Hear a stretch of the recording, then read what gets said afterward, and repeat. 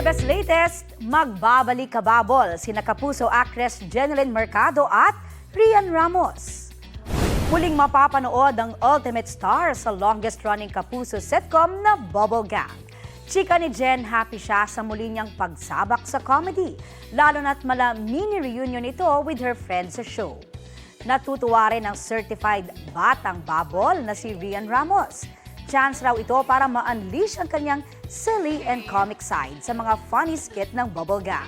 Pahinga rin daw ito matapos ang mabigat na pagganap bilang Mitena sa Encantadia Chronicles Sangre.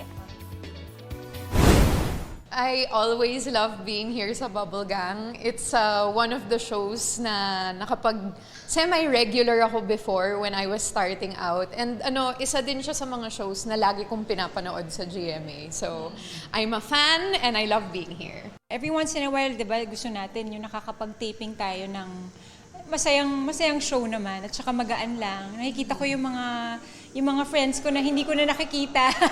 So sina Chari, sila Annalyn, sila Paolo, at least kahit pa paano familiar sa akin yung mga kasama ko dito.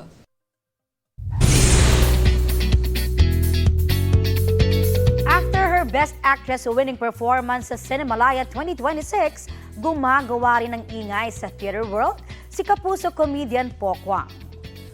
Bumibida siya ngayon sa Tulog Na The Musical. Ito ang debut ni Pokwang sa teatro na isa raw dream come true para sa kanya.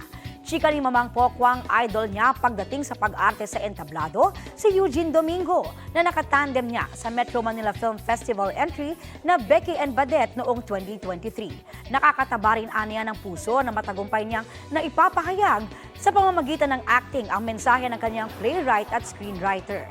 Tatawid na nga ba siya sa drama from comedy? Naniniwala ako na hindi ka dapat talaga nakakahon lang. May alam mo yung edge mo, di ba? Nagkataon kasi ang gaganda nito mga proyekto na to. Pangarap ko naman talaga mag-theater talaga noon pa kasi si Eugene Domingo talagang idol ko.